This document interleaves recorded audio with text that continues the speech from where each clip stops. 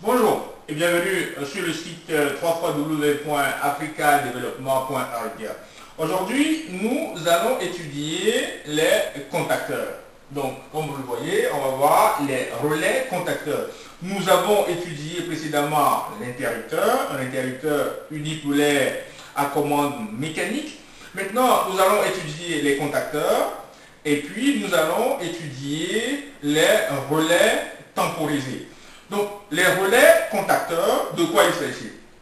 Nous avons vu précédemment le magnétisme, puis l'électromagnétisme. Le relais contacteur est un élément très pratique et très utilisé dans le monde de l'électricité industrielle. L'interrupteur unipolaire que nous avons vu permet d'établir ou d'interrompre en fait le passage du courant entre deux polarités. Mais si nous voulons démarrer des installations comme un moteur électrique par exemple, un broyeur par exemple, nous avons besoin d'un interrupteur tripolaire, parfois tétrapolaire, c'est-à-dire trois pôles avec un neutre. Et donc l'interrupteur unipolaire que nous avions vu précédemment ne nous servira pas de faire cette opération. Le relais temporisé est un équipement très utilisé dans l'industrie. Nous allons voir de quoi ce matériel est composé. Et donc, en voyant le détail de la composition, les éléments qui composent le relais, vous êtes à même un peu partout, à Djibouti, en Djamena, ou encore à Takpamé, ou à Yamoussoukro, de monter, de fabriquer, de créer ce relais temporisé. Tout comme vous avez créé votre propre interrupteur, vous pouvez donc créer le relais temporisé. Voyons un peu la composition du relais temporisé.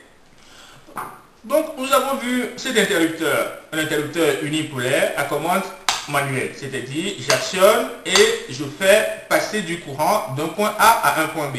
Cependant, l'interrupteur n'est pas seulement à commande manuelle, vous avez des interrupteurs à commande pneumatique, des interrupteurs à commande optique, à commande électrique et que sais-je encore.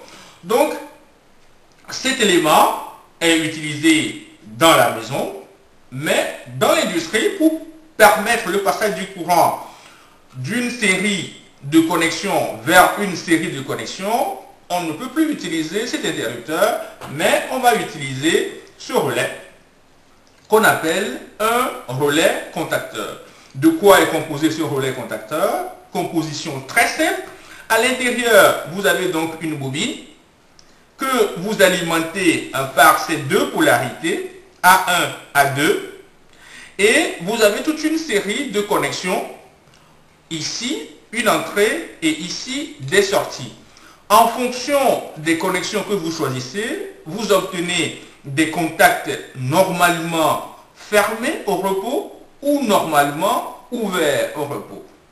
Donc, nous allons faire des essais pour vérifier un tout petit peu lequel de ces contacteurs, ou de ces contacts plutôt, est normalement fermé, normalement ouvert. Et rien de compliqué. Vous avez donc votre élément, c'est juste une bobine à l'intérieur et vous avez donc les fiches de connexion qui sont ici branchées. Donc éléments que vous pouvez simplement fabriquer. Mais voyons en pratique la composition, comment est-ce que cela fonctionne à l'intérieur.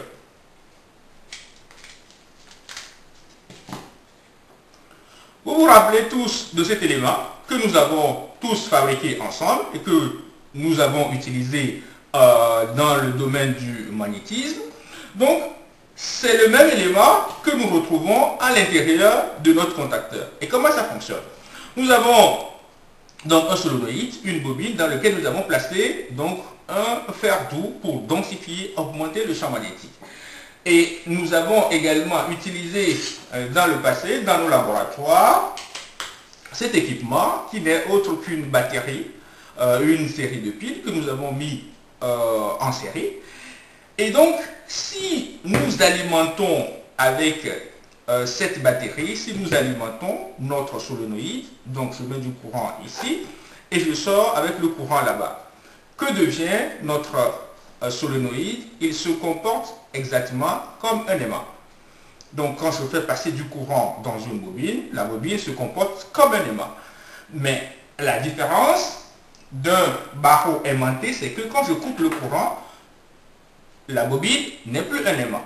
Si je remets le courant, ma bobine se comporte exactement comme un aimant. Donc j'ai ici un aimant. Ok. Et quand je coupe le courant, je n'ai plus un aimant. Mes clés peuvent, ma clé peut tomber, ma tournevis peut tomber comme mon contact. Cet avantage est utilisé dans ce dispositif. Donc ce dispositif en fait comporte donc une bobine à l'intérieur et quand nous alimentons, la bobine se comporte comme un aimant et donc attire les contacts qui sont ici et donc ferme une série de contacts. Et quand le courant est coupé, il libère les contacts. Ce qui fait que dans un seul système, nous avons des contacts normalement fermés qui, par le passage du courant, peuvent basculer et devenir des contacts ouverts. Voyons un tout petit peu comment est-ce que nous pouvons faire des essais sur cet élément, qui d'ailleurs porte une numérotation que nous allons voir sur le tableau maintenant. Le testeur que nous allons utiliser, c'est donc un multimètre plastique. Nous mettons donc le commun et la résistance, comme si nous devons mesurer une résistance classique. Et nous mettons le sélecteur sur une faible résistance, la plus faible en fait, qui donne d'ailleurs la sonnerie. Donc, premier test, nous allumons notre multimètre. Vous n'êtes pas obligé d'avoir un multimètre aussi sophistiqué, mais vous, enseignants, pouvez organiser ce cours très facilement avec vos étudiants en prenant des multimètres simples et un relais contacteur. Donc, si nous, donc vous entendez bien, j'ai un court-circuit, pas un court-circuit en tant que tel, parce que c'est un courant qui fait circuler, mais j'ai une sonnerie qui indique que la résistance est très très faible. Donc nous allons vérifier au niveau du contacteur lesquelles résistances sont lesquels interrupteurs sont des interrupteurs normalement fermés ou normalement ouverts. Donc je prends une polarité ici, et ici j'en ai deux. Donc si je prends ceci, je n'ai pas de sonnerie, ça veut dire que j'ai un contact normalement ouvert, une résistance infinie. Si je prends ici, j'ai la sonnerie. Donc, ce contact et celui-ci sont des contacts normalement fermés. Celui-ci et celui-ci sont des normalement fermés. Ici, c'est un normalement ouvert. Ici et celui-là, un normalement fermé. Quand je viens ici, c'est un normalement ouvert, une résistance infinie. Ici et celui-là, normalement fermé. Et quand je viens ici, j'ai un normalement ouvert. Ce qui fait que tous les contacts qui sont en bas ici forment un contact normalement fermé avec ceci. Et tous les contacts qui sont en haut forment un normalement ouvert avec ceci.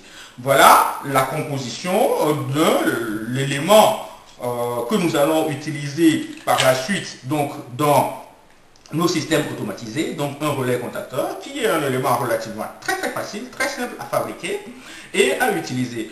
Voyons voir sur le tableau un peu la numérotation et le comportement de cet équipement. Voici donc de quoi est composé l'intérieur de notre relais contacteur. Nous avons premièrement une bobine qui est représentée ici avec deux sorties. La bobine est alimentée par ici, généralement appelé A1, et le courant sort ici avec A2. Donc si cette bobine est alimentée, il active donc les contacts qui sont ici.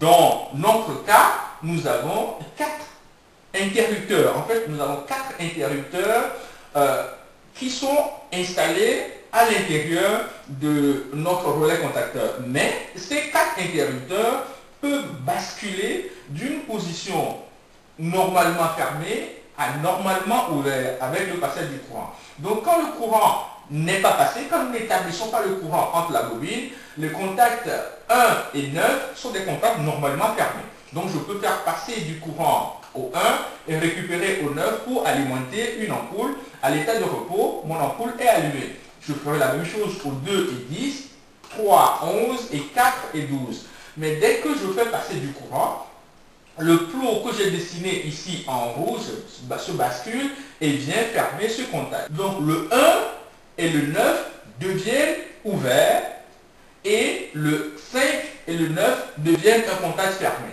La même chose ici, quand je bascule, le 2 devient ouvert avec le 10 et le 6 et le 10 sont des contacts fermés. Nous avons la même chose ici avec le 7 et 11 qui sont fermés, le 8 et le 12 qui sont des contacts fermés. Donc voilà un peu le fonctionnement de cet équipement que nous allons utiliser, donc qui nous permet en fait de faire passer du courant sur 3 phases directement, ou voire sur 4 phases directement, pour alimenter un moteur. Tout ce qui s'alimente à partir d'un courant triphasique fonctionne donc à base d'un relais contacteur. Nous avons cette partie que nous pouvons appeler la partie commande qui peut s'alimenter en courant continu, 12 volts par exemple, et nous envoyons donc la puissance électrique sur ces interrupteurs.